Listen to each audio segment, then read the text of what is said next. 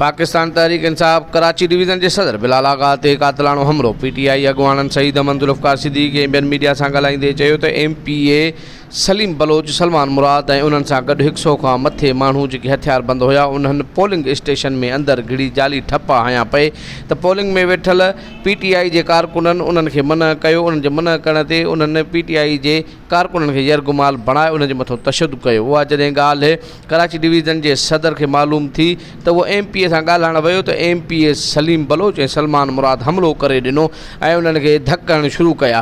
वधीक उन्हनि जो चवणु हुयो त और सीधा मारने शुरू कर दिया है। पत्थर आया वो मारा है, जो चीज आई है हाथ में मारा है और वो वहां से गालियां देते हुआ है। यरगमाल बनाया, पहले ठप्पे लगाए हैं। सामने दूसरा पीपल्स पार्टी का कैंप था, उधर से कैंप लोगों ने मुझे जमीन पे धक्का दिया है और 10 से 15 लोगों ने मेरे ऊपर चढ़ के ईंटें मारी हैं और मुझे पुलिस इसके पीछे थी, पुलिस पीछे थी। उनका नाम बता दें कौन कौन? सलीम बलोच MP है, उसने he was the first one जिसने अटैक मी। मैंने वहां पे पुलिस से हेल्प मांगी।